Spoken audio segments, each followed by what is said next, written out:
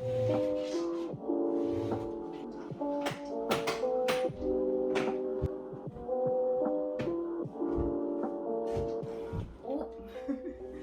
like a beam. Hi and welcome back to my channel. If you're new here, welcome. My name is Hannah.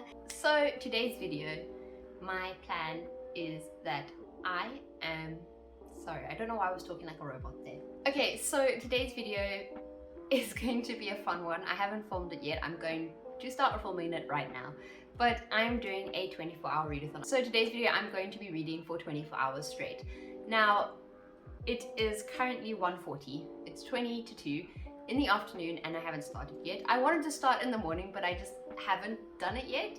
I got a bit sidetracked. So I'm only starting it now, so I'm hoping that I'll be able to stay awake for 24 hours. I am quite a sleepy person. I definitely do need my sleep at night.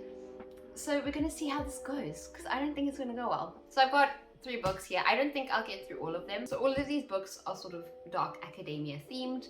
So this is going to be quite fun for the village idiot to try and get through. So I'm currently reading Babel and I am going to hopefully finish it within these 24 hours. It's quite a big book and it definitely has been a bit of a slow read for me, but I'm going to try and finish that. And then depending on how I feel after finishing Babel, I'm either going to be reading The Atlas Paradox or I'm going to be reading Ninth House by Leigh Bardugo. So this is going to be my home for the next 24 hours. I've set up the couch to be as comfy as possible. This isn't the comfiest couch, but it's pretty comfy right now. I've put pillows everywhere. Let's just start the readathon. I'm going to carry on with Babel and I'll just take you along with me as I go through the day.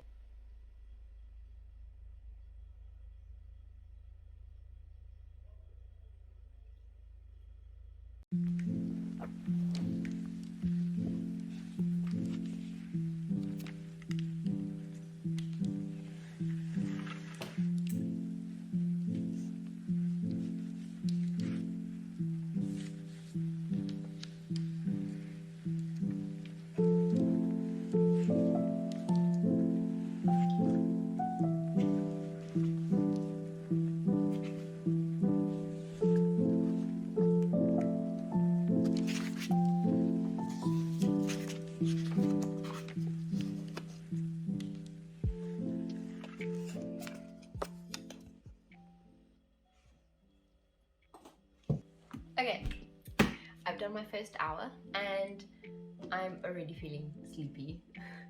I could just lie down and have a nap. It's very comfy here, but I'm pushing on. It's just been just over an hour and I've done just under 50 pages, I think. But I'm on page 237 now. It's going good. It's still a bit slow. It's making me very tired, but just a little update. First hour is done. Only 23 more to go.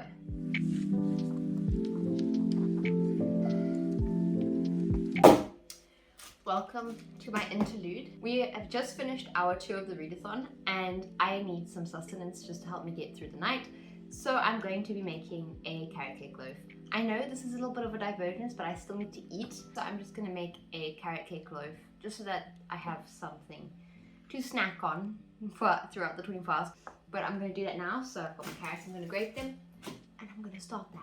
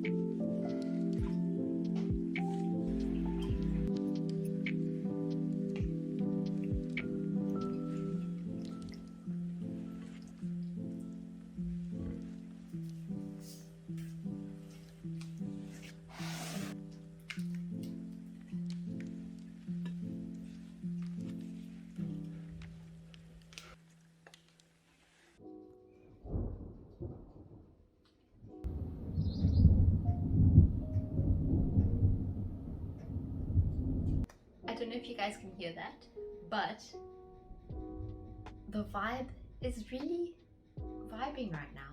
There is thunder happening, so this is a perfect day for a readathon. But I've just finished hour 3, even though hour 3 I wasn't really reading, but the carrot cake is in the oven. It's going to stay in there for an hour. Hopefully it turns out well. I sort of rushed it. I almost missed putting in the sugar. That was quick. I was like, wow, there's no sugar. There is sugar. I almost forgot to add it. So hopefully I didn't forget anything crucial, but I'm going to carry on reading now. I'm going to jump back into Babel. It's starting to speed up, so I'm really excited about that. It hasn't really shocked me in terms of the plot so far, but I'm enjoying it a lot more now that I sat down and actually have started reading it. I have read just under 100 pages.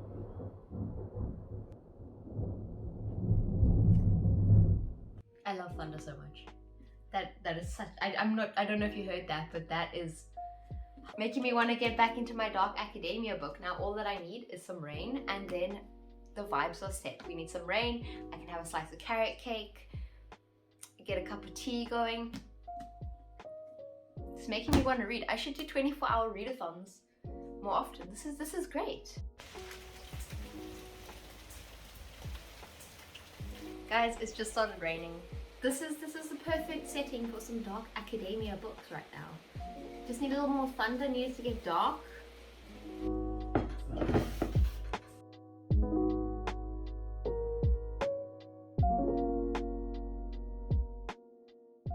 Okay, so a little reading update. I'm sorry if the quality is kind of bad. It's almost midnight. The time is 11:25. I'm starting to feel just a little bit more tired, but I'm still going pretty strong. I think the second it goes past midnight, that's when I'm going to start feeling quite sleepy and tired. I've got 100 pages left of Babel right now, and the book has definitely picked up. I think if you're struggling to read Babel, just get past the halfway point. I've read over 200 pages so far. I don't know what hour this is. I think we're on hour 9 or hour 10. I've only got 100 more pages. Look at that.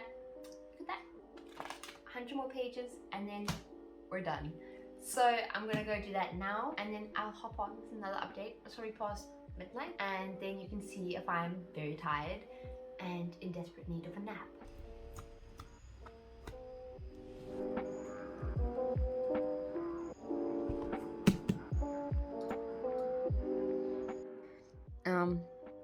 I think it's only fitting that I do updates like this from now on out, because this is the only way that the video is going to look good in this lighting. I don't know if you guys can tell, but I'm feeling a little delirious right now. Just a little bit. I'm not in a dark academia mind right now, but I'm gonna keep going through with it. I'm gonna keep persevering.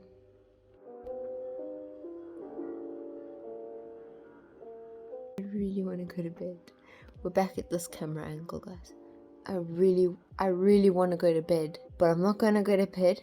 I had an hour nap. It's enough to fuel me and to get me through this.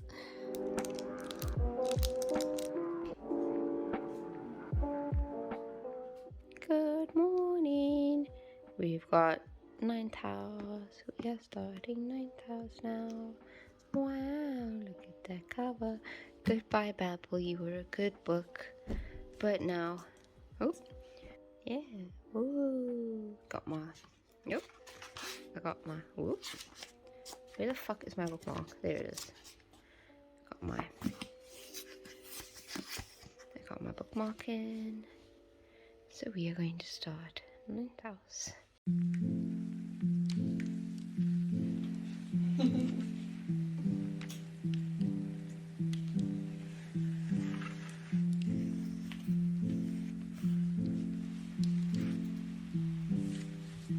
I have eaten an insane amount of carrot cake. Half the carrot cake is gone. Okay, so it's 1:30 right now, and that means I've only got about 17 more minutes or so until I'm done the readathon. I'm making good progress in this book. I'm enjoying this a lot more than Babel. I think it's just a lot more fast-paced, and I do enjoy the world and the magic in this. I saw someone say this book was quite difficult to read, but I haven't had any problems with that so far. It's quite easy to digest for me personally. Babel was a lot more difficult. I'm enjoying how it's slowly revealing like her past and her history. It's keeping me quite entertained. I'm on page 133, so I've read about 450 pages so far in this readathon. I'll work out my stats at the end of this. So Ninth house is going well, and I'm going to carry on reading for a bit, and then I'm going to wrap up. And I'm not actually feeling that tired. I think those 2 hours of nap did me well. I think I'm going to sleep very well tonight. So it's 1:30. I'm going to read for like an extra hour and take it to 2:30, and then I'm done. I'm done the 24-hour readathon.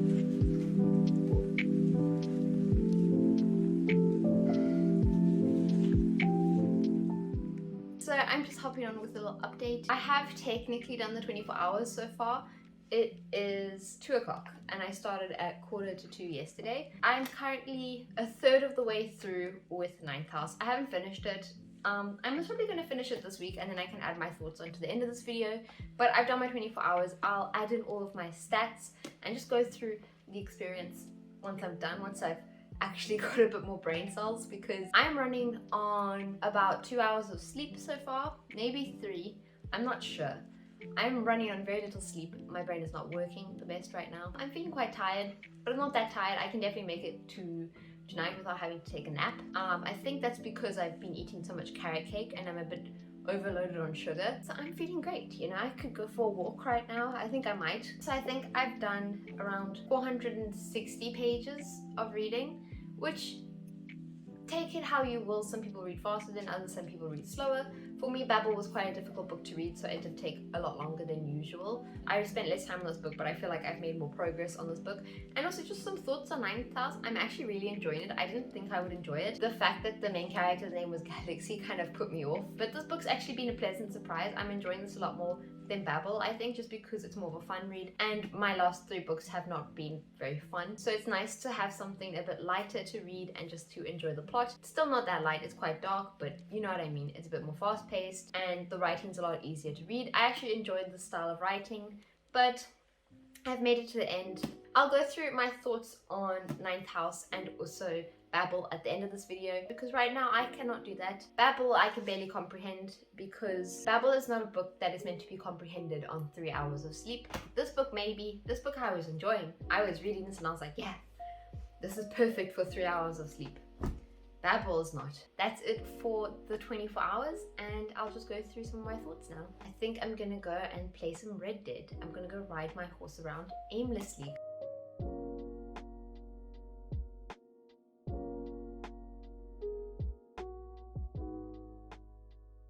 Okay, so it's a couple of days later and I am still feeling the effects of that 24-hour readathon. And I just wanted to hop on to say that I have finished Ninth House.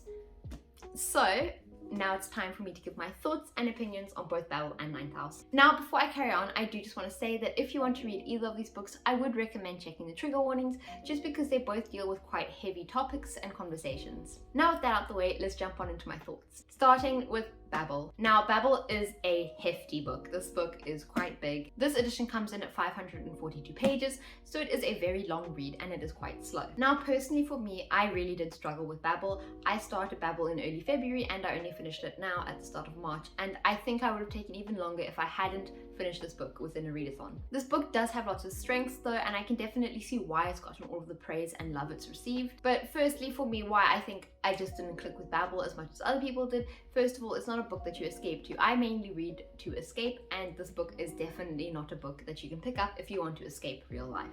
This book mirrors our own world very heavily, and it tackles real life issues and problems that we see in our everyday lives. But the themes in this book are really important, and for that alone, I would recommend that everyone pick up this book and give it a chance, because it is important that we are open to discussions around these themes and topics. But I would just say go into this book expecting a book that is more centered around a theme rather than a great plot with solid characters. There's a couple of things that I did really like about the book. First of all, I thought the magic system was quite cool. It's very intricate and it's something that I haven't really seen before. It's not a very flashy magic system, it's much more of a subtle magic system that just sort of operates within the world. I think we were told more about the magic system than actually shown it, and the way it was properly introduced in the book felt like it was a bit exposition-y and a bit of an info dump. For me personally, when I read that part of the book, it was a professor explaining how the magic worked, and I felt like I was in class and I needed to ask the teacher to please repeat what they had said, because it didn't settle in me and I actually was quite confused on how the magic system worked originally. But as the book moves on and you are exposed to it more, it becomes a little bit easier to understand how it works. But I did think the magic system was really unique and well devised, and I thought it fit into the world seamlessly. The main character, Robin, was also done beautifully. I thought he was endearing and very sweet, and you really wanted to root for him in the book. His arc wasn't quite clear at the start, but it became a bit clearer as the book moved on. Although I wish I could say the same about the side characters. They sometimes fell a bit flat for me, and also I felt the dynamic between them was told rather than shown. I would have liked if we had more time actually seeing the group form a bond, rather than the author telling us that they did form a bond. The writing style in this book is really well done and thought out. Each sentence flows really nicely, except at times the book can sometimes feel a little bit like a textbook. Overall, I think the novel was a bit slow, and it definitely put me into a little bit of a reading slump. I would give this book 4 stars. It's not a 5-star read for me because I think some of the characters deserved a little bit more justice in terms of how their character was fleshed out, and I also think that just the fact that it was quite slow, not a lot happened in the first half and it only started picking up in the second half. Now, I finished Ninth House as well, and I'm going to give my thoughts on it. Now, I didn't finish Ninth House during the 24-hour readathon, but I finished it afterwards, so I'm still going to be able to give my thoughts and opinions on this book. I do just want to reiterate what I said earlier about the trigger warnings, because Ninth House is quite a violent and gruesome book. So Ninth House has a bit of a murder mystery at the focal point of its plot. It's a lot of fun and it's quite fast-paced. For me personally, it was quite fast-paced,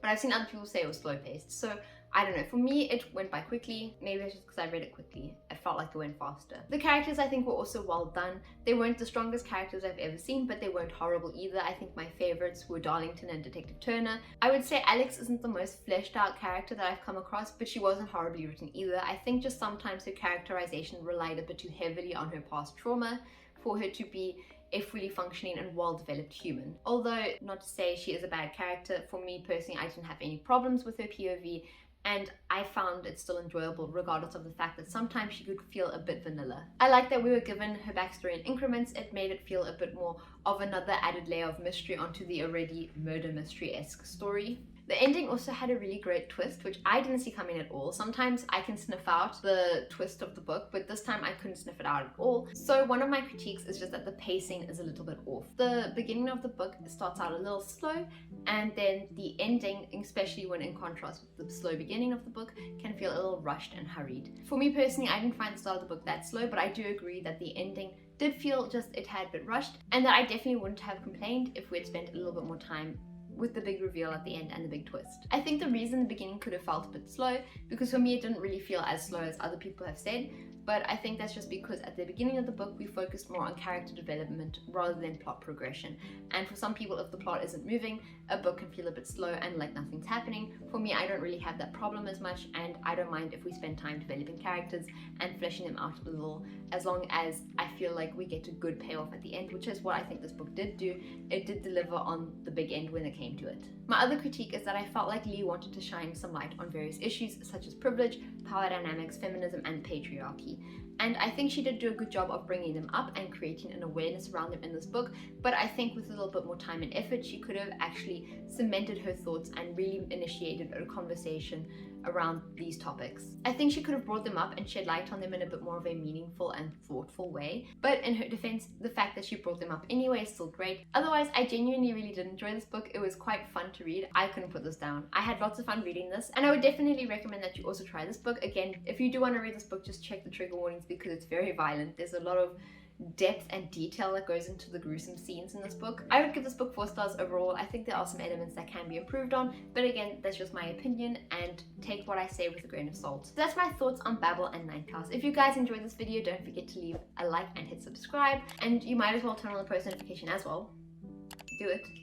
You already have so many notifications, what's one more?